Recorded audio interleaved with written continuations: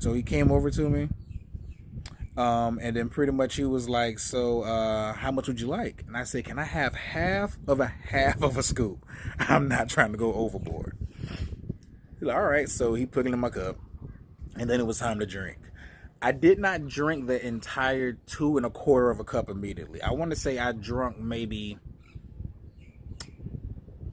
1.5 cups initially, because I didn't want to just flood my body with it. I kind of wanted to control the speed in which I ingested it myself. So I drank like a cup and more. I'm sorry, but like a tablespoon and a half of it.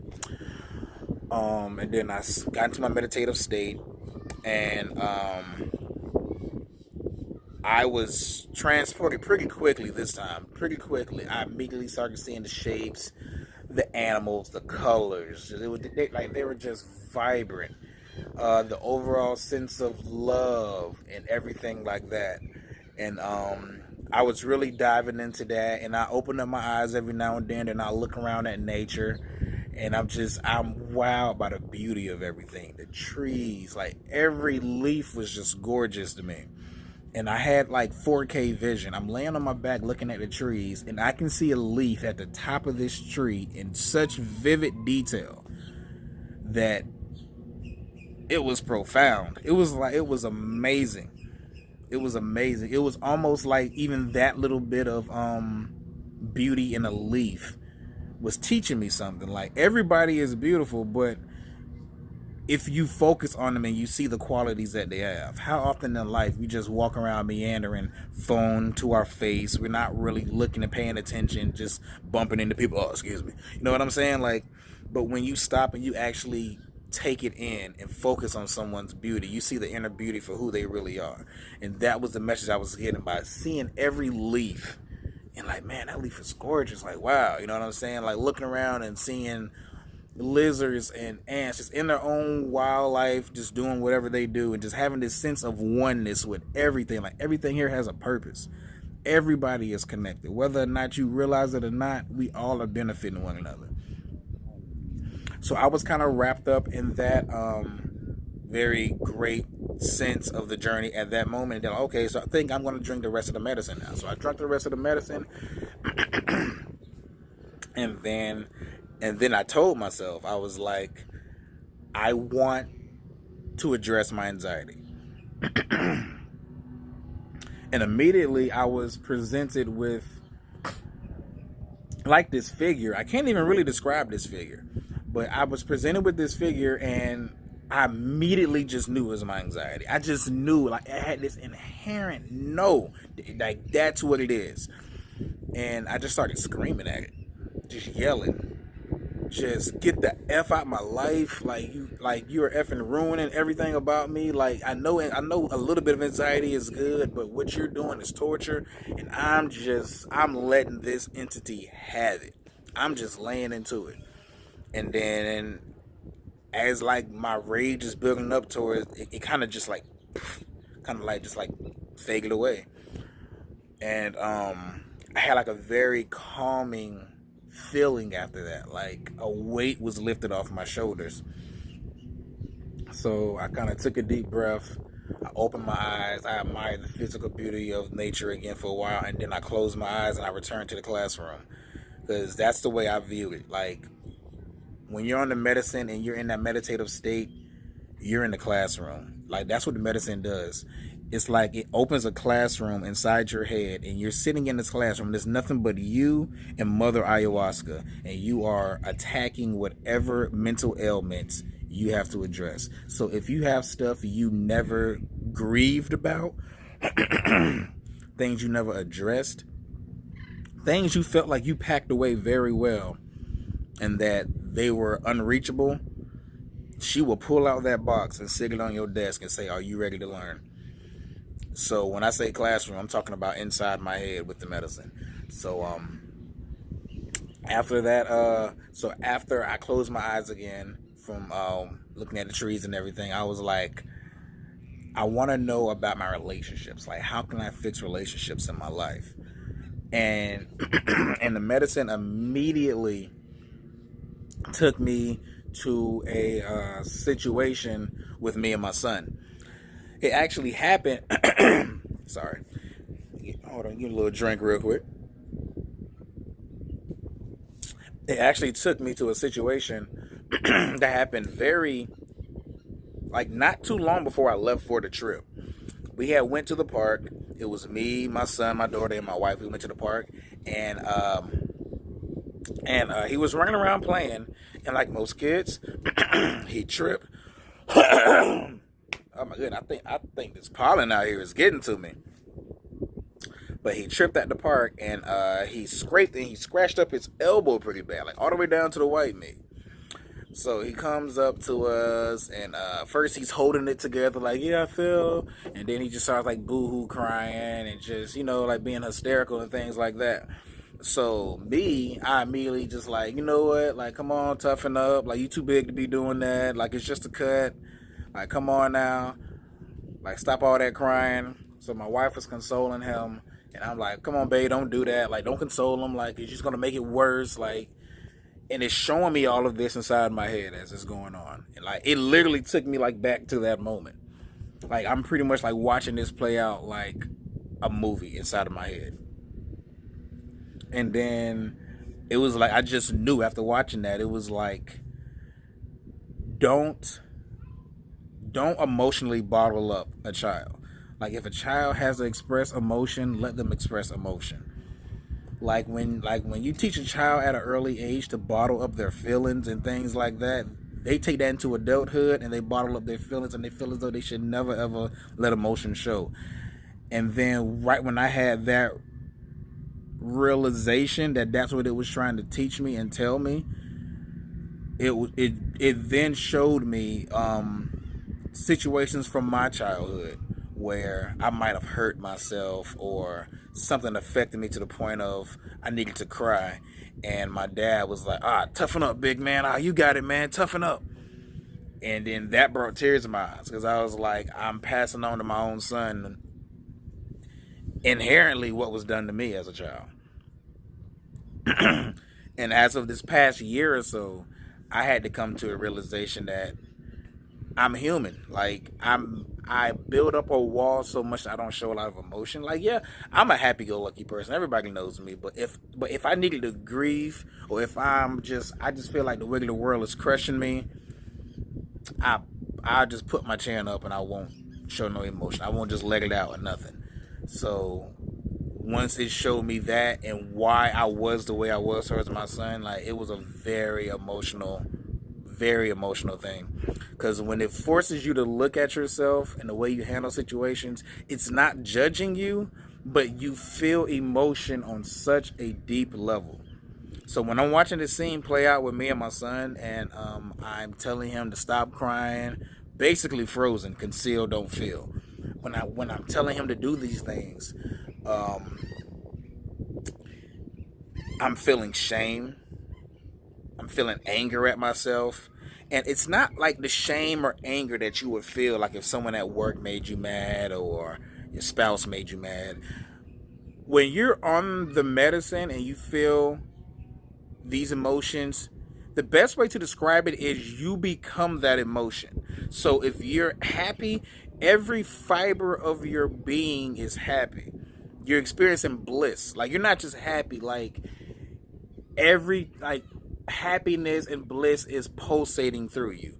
But vice versa, when you're feeling shame, anger, sadness, or grief, it consumes you in such an emotionally crippling way that for a short period of time you are a victim of that emotion. You are just consumed with whatever you are going through until that passes on and you get to another emotion. So after I had those realizations, it was very emotional for me, man. You know what I'm saying? Like, I pretty much cried about it. I felt bad for my son for treating him like that, and I vowed to myself to work on that. Like, I'm not perfect, so I do know that there will be times where I would kind of probably go back to it, because, you know what I'm saying? Like, I've been doing it for some time now, but I vowed to myself at that moment. I said, I'm going to work on not doing that no more. And just things like that. And then it also showed me, it was like, don't emotionally castrate your wife either. if she's comforting your son, like that's her feminine motherly energy nurturing for your child. You know what I'm saying? Like, don't tell her, don't do that. You know, you'll be fine. Like, don't castrate her like that. Allow her to do what she is meant to do. So I definitely make a conscious decision to do that as well. So it definitely showed me that lesson, particularly in that relationship, that I definitely need to work on for myself. And definitely, like, point was taken. After that, the mother took me on a trip to the relationship between me and my dad, which we don't have the closest relationship. Like, we don't talk often like we should do. Like, if we're in the presence of one another, like, we're fine. Like, we're talking, things like that. Like, there's no animosity. There's no, like, nothing like that. Like, it's nothing like, I don't talk to him. Like, you know what I'm saying? It's just, we don't communicate really like we should. So, and for, like, a better part of my life, he really wasn't there for me. So, the medicine, it really just showed me, like, as kids, we look up at our parents like they're superheroes, like they're perfect. Like, my mom and dad could not be more perfect in our eyes. You know what I'm saying? And like I'm pretty certain, like many of you feel that way about yours. Like, looking back, how as a child you viewed your parents. But at the end of the day, man, they're people, they're humans. You know what I'm saying? Like, they had things in their upbringings that molded them to who they are today, and different events and traumatic events that happened even in their later years that helped shape them to who they are today. So the medicine was really just letting me know, like, yes, your dad doesn't have the strongest relationship towards you, but don't hold it against him. Like, he's hurt. He's been through a lot in his life. You know what I'm saying? A lot. I mean, like, he had stuff put on his plate that I don't wish on anybody. So it really was just telling me to be more understanding, be more loving, be more patient with him. Like, since I know better, I need to do better. If I know that I need to reach out to him more, I need to be the one to reach out to him more, and not have this, if he ain't calling me, I'm not gonna call him kind of mindset. You know what I'm saying? Like, so many of us are walking around this planet right now with that kind of mindset. Well, they not calling me, so they clearly don't want to talk to me. But if you know that you should be talking to that person more, you should be reaching out to that person. Like you should be reaching out to that person, because then you don't have an excuse. Because now that's a decision that you're making to just keep fostering along this, you know what I'm saying, like this whole line of just no communication. So it was just understanding, patience, just reach out to them. You know what I'm saying? Like, it's not going to be easy, but just keep on doing it. Keep on doing it. So I definitely took note of that. And I felt like I released a lot of mental baggage that I had held on about him, and things like that. And I started to feel lighter after that. After that, it went on to about me and my mother. Like, me and my mother have a great relationship. Tremendous relationship. Always have, always will. And with that one, it basically said, you guys are great. It was like, you guys are great. And it was like, in your perspective situations, with her being my mother, her and pretty much me being her son, I have my siblings, she has her siblings. It was like, both of you are viewed as pillars of strength. Like, people look to you guys of like a beacon of light that they can come to, whether it's for advice, solace, grounding, just, you know what I'm saying, just somewhere to just mentally unpack and just have a home to speak with. So so it was like, people always come to you and they tell you things, but people never ever come to y'all and ask y'all how y'all are doing. And it was like, you should reach out to your mom more and just ask how she's doing. You know what I'm saying? Just pop up. Hey mom, how you doing? Let's go get lunch. And all these things like that. Which, funny story was, after the ayahuasca retreat, I went to my mom's house and I told her about it, because she was very interested in it. And I told her about that part of the story that was told to me, and she just started smiling. She was just beaming, like all teeth were showing. And she was just like, that's true. She was like, people do, like, they look at us as like a symbol of strength, because we are very spiritually and mentally strong people, that we can, like, we're natural listeners. We're natural advice givers. We're natural healers. So, but she was like, yeah, like not too many people ever really put a thermostat to us and check our temperature and see how we doing. So the fact that that happened was like that moved her, and she wasn't even there at the retreat with myself. The medicine also then started to show me like reach out to your siblings more. You know what I'm saying? Like, though we always get caught up in our busy lives, you know what I'm saying, with our own little families and things like that, like your siblings are still going through things, and you should and like you need to check on them more. You know what I'm saying? Like, definitely see how they're doing. After that, after it showed me my relationships, it really, it like the medicine then started to show me like about taking care of your body. It was like just take care of your body, man. Like, watch out of all the stuff you put into it, like fast food, all this unhealthy, greasy stuff. It was like, man, like that stuff is okay in moderation. It'd be best if not ever, but you know what I'm saying? But really take care of yourself and things like that. And so they started to show me that, and then I began to purge again. As I'm thinking about all the unhealthy stuff I put in my body, it just made me purge and purge. And at this time, I told you guys, I was not eating. I was fasting this whole weekend up to this point. So nothing is coming out. Just air is coming out of me at this point. During the whole journey of me being inside the daytime ceremony, like I told you, it began at like 11:30 a.m. or noon. It was supposed to go on till 4 o'clock. I kept opening my eyes, like I told you throughout the story, like admiring the beauty, and people were getting up and they were starting to leave. Like, they were starting to go over, they're starting to have lunch, and they were starting to get ready for the next session, which was breath work and breathing exercises. I was the last person to leave the woods. Like, Mother Ayahuasca took me on a journey. I was in the woods from, and I am not lying, from at least 11:30 that morning when the sun was right overhead, high noon. I did not leave that woods till the moon was out and it was 9 o'clock at night. Everybody else left at like 4. When you're on this medicine, you lose all sense of time.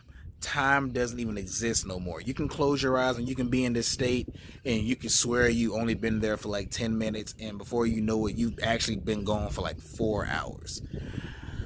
I was over there from 11:30 a.m. to 9 p.m. So so needless to say, when I finally was able to work up the energy to get up and walk over to where everyone was at, to where my friend was at, some of the other people who I met out there, they finally see me coming out the woods with the facilitator who was helping me, because at this time, like I said, I hadn't had no food.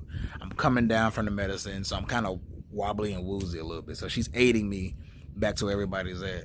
And they just like, bro, you just getting back over here? Like, yo, man. Like, yes, man. Like, Mother would not let me get up.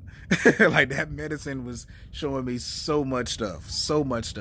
If I really dived into everything that happened and it showed me in the actual daytime ceremony, this video would be hours. There was another ceremony that night, and I did not drink the medicine that night, because honestly, after the daytime ceremony, I felt I felt like I got what I needed to get. And just the thought of drinking the medicine again, it induced a, you know what I'm saying? Like, that kind of, almost like when you smell that alcohol that first effed up your life. You know what I'm saying? Like, when you smell Fireball or something that really screwed up a weekend for you, and it just induced that kind of thing. Like, just the thought of it, and like, I knew that was like the medicine way of letting me know, like, you don't need me no more. Like, you're fine, you got what you needed out of me. Like, it's no point of just ingesting me again. You know what I'm saying? Because like, you're not really gonna confront anything else at this moment that needs to be unpacked. So that night, I didn't drink any of the medicine. The majority of the other people did, though. I kind of used the rest of that night just to rest because I was just tired. I pretty much ate some food that that they cooked earlier that day. It's all vegan meals, but it was amazing. I pretty much ate that and I just rested for the rest of the day. I pretty much slept through the rest of the ceremony while everybody else was doing it. Um, some people had some very profound um, visions and thoughts that night, from what I heard the next morning. Um, but it was just great, man. Like that place was a very, it was just, I'd never been in a place that felt so connected with everybody. Like there's no judgment there. There's no, from the very first day when you get there and you are inducing your own purge, surrounded by these people you don't even know, you get this sense of oneness. Like there's no judgment. Ain't nobody looking at you like, ugh, he over there throwing up. You know what I'm saying? It's like we all going through this. We like everybody here is here for a reason. Everybody here is battling demons and everything else that they need to get out their life, and like they're coming here for help, healing, and closure. So it's just this overall sense of love and acceptance and bliss and oneness. And I became friends with people out there so goddamn quick. Like it's crazy. Like I'm friends with a lot of them now on Facebook and other various social media sites because I'm curious in them. Like I want to see where life takes them. I want to see them progress. I want to see them grow. I want to see them, you know what I'm saying, like open their wings and fly away. You know what I'm saying? It's a very, very moving experience, man. Like I recommend ayahuasca for anybody and everybody. Everybody is dealing with something. Like we can try to sit here and act like we're not, oh, I'm fine, and put on the happy face, but at the end of the day, it's just a facade. You know what I'm saying? Like in our minds, in our hearts, we are completely just full of just baggage and boxes we packed away over our life that as collected dust that we're trying to ignore. Like, and to actually go back into the story, Friday night, I felt as though I was being very apprehensive to the medicine because while I was laying there and I was touching and caressing myself lovingly, I asked the medicine, I said, Mother Ayahuasca, what are you trying to teach me? And the craziest thing happened. My left arm, it came up my body and it stopped on my chest, and my finger just like it started tapping on my heart like this, almost like she was telling me, like, open your heart, like open it, like you're not letting me in. And I think that's why my Saturday was so eye-opening, was because I finally opened up my heart to her and she was able to really get into me and show me what I needed to see. The medicine, like I said, I recommend it to everybody, but I also feel as though it almost has to call you. When that voice kept telling me to open up that link your friend sent you, look at it, don't blow it off, that was the medicine calling me, hindsight 2020. At that time, I didn't recognize it. That was my medicine and or my spirit guides egging me on into this direction. I felt like the last year of my life was directing my course to go to that retreat. Various things happened throughout 2018 that set this course in motion that pretty much led to me going to that. So many synchronicities, so many things that it was unexplainable by things were happening at certain times. But now I know it was meant for me to go there. And if you are intrigued about this, if you have that inkling, even if it is a twinge in your mind to want to know more about this, look into it. Feel free to hit myself up. I will send you information. I will send you links. All of my military family out there, man, like mentally we are damaged. Like we didn't, like pretty much we went in as young cats. We came out as alcoholics with mental issues. If you dealing with that kind of stuff, you dealing with PTSD, severe depression, anxiety, don't keep living with that stuff, man. Like, reach out to me. I will point you into the right direction. They're actually even working on a program right now called Warrior Quest. where they are literally going to fund and help veterans. If you don't have the money to get a plane ticket, they will fly you out there. If you don't got the money to go to the retreat, they will pay for your retreat. They're currently working on it right now. I believe it's up and running. Again, if anybody if they need somebody to talk to, anything, reach out to myself, man. Hit me up in the inbox. It's between us. It is what it is, and I will point you into the right direction.